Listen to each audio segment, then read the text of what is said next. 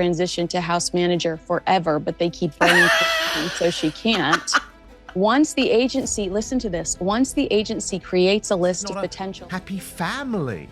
This is one of the weirdest, most creepy interactions I think we've seen yet. Creepy is definitely the word here, Dan, for this whole interaction. Potential hires. You meet with that nanny.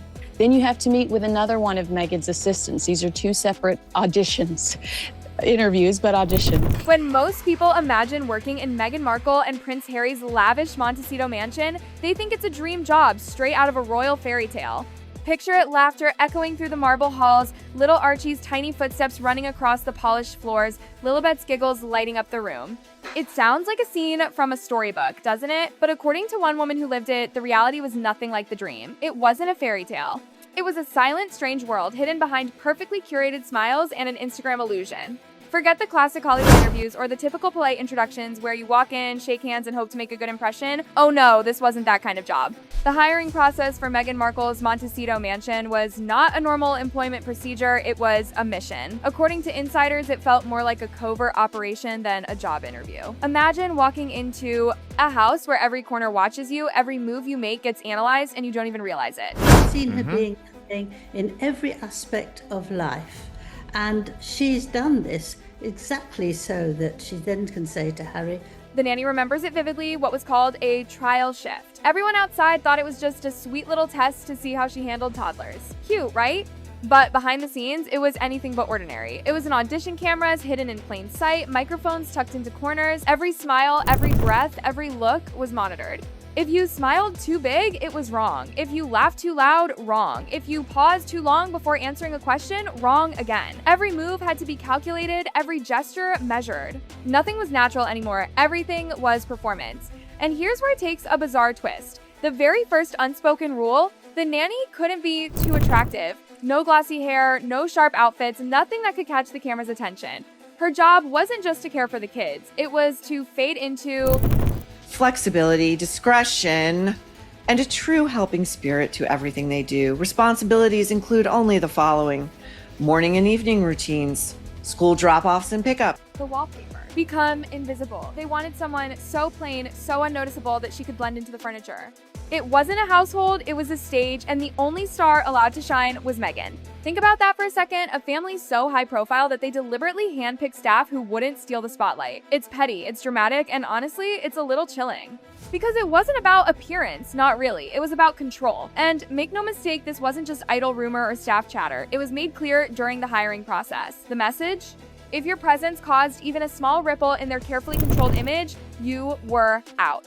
It wasn't jealousy, it was about dominance, about maintaining complete control over how everything looked and felt inside that mansion. Nothing could disrupt Meghan's picture of perfection, not even another woman's beauty. Every applicant quickly learned that in this strange royal meets Hollywood world, the biggest qualification wasn't experience, it was invisibility. If you stood out, if people remembered you, you were a liability. Churn, which we've discussed in the past, of domestic help. And this nanny position is apparently especially hard. In Meghan's world, problems weren't tolerated, they were erased. Once you passed the audition, the rules came crashing down like a sledgehammer. Forget your weekends, forget your evenings, forget your life. Phones, confiscated. Bags, searched. Relationships, off limits. Children of your own, not allowed.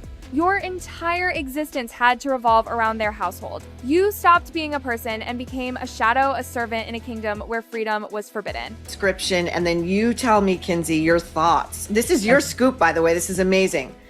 This is part of the ad. This is an extraordinary opportunity for. She'd worked for other celebrities before, big names, powerful families, but nothing could have prepared her for what she walked into here. Privacy was weaponized. Obedience was worshipped. Freedom, a long-lost memory. Every meal, every step, every word, all happened under a microscope. Breakfast, lunch, dinner, even small. Our talk was monitored. You weren't just a nanny. You were an actor performing in a show you didn't know existed. Every moment inside that house was a test. Even chatting with the chef or organizing the kids' clothes could get you labeled problematic if your tone was off. And birthdays, forget it. They pass like ghosts. Even her own 44th birthday slipped by with nothing but a staged social media post celebrating the woman who does it all. It became clear this wasn't a normal household. My back perhaps got it somehow into the hands of my producers because they mocked this thing up in Nerve style. So it's, we This was recruitment for a lifestyle of submission. Your identity didn't matter, your thoughts didn't matter, you were there to fill a role in Meghan's curated fantasy. You didn't even know it, but the audience wasn't just the family, it was the world. The kicker? Her life became collateral, a sacrifice for Meghan's perfect narrative.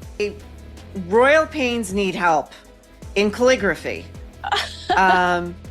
Montecito, California. She worked 12-hour days, 5 days a week, exhausting but manageable until one eerie detail shattered everything. Because through all those long hours, Nanny realized something chilling, something she couldn't unsee. She never saw the children, not once. No Archie, no Lilibet, no giggles echoing down the hallways. No toys scattered across the floors, no tiny shoes left by the door, just silence. At first, she brushed it off, maybe the kids were just being kept private. That would make sense for such a famous couple, right? But weeks turned into months, and still nothing. No sound of laughter, no footsteps, no crying, no bedtime routines. It was as if the children didn't exist inside that mansion. It was magical, it was perfect, it was fake. Her breath caught in her throat. The same rooms she cleaned daily were now glowing on camera, rearranged, redecorated, and transformed into the set of a perfect royal turned Hollywood fantasy. She realized she hadn't just been working for a family, she'd been working for a production. The nanny stared at the Netflix screen, frozen in disbelief. There they were, the same rooms she dusted every morning, now looked brighter, happier, almost unreal. Meghan and Harry smiled under perfect lighting. Archie giggled, and Lilibet toddled through sun-kissed gardens. Except, she had never seen that life. Not once. She whispered to herself, "Where were these children when I was there?" Her confusion turned to anger, then heartbreak. Because the story unfolding on screen wasn't her truth, it was a beautifully edited lie. The public swooned. Twitter exploded with admiration. Tabloids ran glowing headlines. But behind those headlines, the nanny sat in silence, her mind racing. The family she knew, the quiet halls, the constant surveillance, the eerie absence had been replaced by something cinematic. She began replaying her memories. The empty nursery, the untouched toys, the garden that never echoed with laughter. It was all there in her mind. Silent, sterile, lifeless. Meanwhile, the documentary showed sunshine and smiles, a picture-perfect family breakfast. "It's like they're mocking me," she muttered, tears welling up. And when Meghan's glowing pregnancy shots appeared, the nanny gasped out loud. Pregnancy? She had lived there through those months. There had been no visible bump, no maternity clothes, no sign of new life. What she was seeing on screen felt impossible. The staff chat groups lit up quietly that night, hushed messages filled with disbelief. One wrote, "Did you see the Netflix thing? How did they even film that?" Another replied, "Half those rooms were storage when we were there." The nanny realized she wasn't alone. Everyone who had lived in that house knew something was off. The documentary wasn't just storytelling. It was stagecraft Hollywood perfection, built on the bones of silence. And that's when the whispers began. If no one ever saw the pregnancies, if the kids were never around, what was the truth? Rumors spread faster than wildfire, surrogacy theories, secret timelines, staged announcements. People noticed that the press releases never matched real events. The nanny remembered that vividly the day Archie's birth was announced. One moment, the palace said Meghan was in labor. 40 minutes later, baby is born. She had been there that week. There was no hospital run, no frenzy of excitement, no newborn cries echoing down those halls. It didn't make sense. To her, it felt like an elaborate act, a story built for the cameras, not for the cradle. Working inside that mansion, she began to understand something darker. Every inch of her life had been monitored, bags searched, phones taken, movements tracked. It wasn't about privacy, it was about control. Total, suffocating control. The staff weren't employees, they were chess pieces. Every conversation, every step was watched. And yet, despite all that scrutiny, the one thing missing was the very heartbeat of the home, the seam and children. She remembered whispering to the housekeeper, "Do they even live here?" The housekeeper gave a sad smile and said softly, "We don't ask, we just clean." The more she thought about it, the more surreal it became. Even the garden, the famous chicken coop, looked like a movie set. When she saw the chickens on Netflix, she almost laughed. During her time there, those birds never clucked, never moved. They were props. She'd spent countless mornings tidying that same garden, setting up chairs, arranging flowers, but children playing in the sun, never once. The nanny realized the family life the world adored didn't exist in reality. It existed only for the lens. She began keeping quiet, notes, times, dates, odd observations, a secret diary of deception.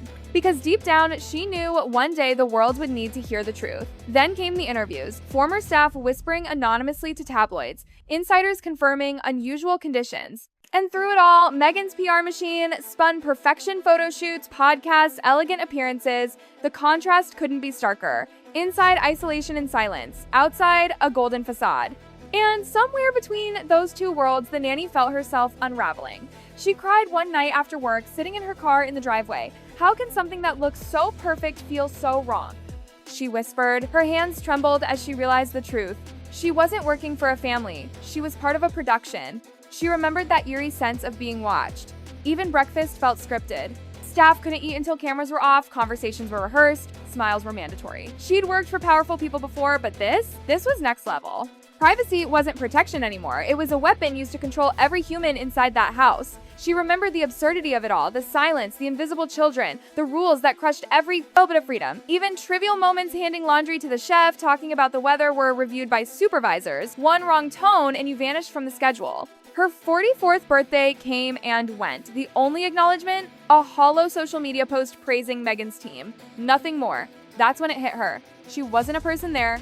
She was set dressing. When she finally left the mansion, she swore never to look back. But the memories followed her, especially the silence. Even now, she says she can close her eyes and hear it, the kind of silence that doesn't just fill a room, but consumes it. And yet, every time she sees a glossy picture of the happy family, she can't help but laugh bitterly. Because she knows that behind those smiles was emptiness, a household so obsessed with image that it forgot what being human felt like. The Netflix scenes of Meghan playing with Archie, she never saw that playroom used. The shots of Lilibet running across the lawn, that lawn was cleaned daily by staff who never saw a child's footprint. The more the world adored the illusion, the more haunted she became by the truth. And that truth was this. Inside those perfectly polished walls, the children were ghosts, the family was fiction, and the staff were actors in a never-ending show called Perfection. In the end, the nanny couldn't stay silent. The weight of that mansion's secrets crushed her. She spoke out not for fame, but because truth demanded air. She described a world polished for cameras, but hollow inside, where control replaced compassion and illusion replaced life. And as she tearfully recalled the eerie quiet of those empty halls, one thought echoed louder than any gossip headline. The world adored a fairy tale that never existed. Behind every perfect frame was pain. Behind every smile, silence. The truth? Sometimes, even paradise can feel like a cage.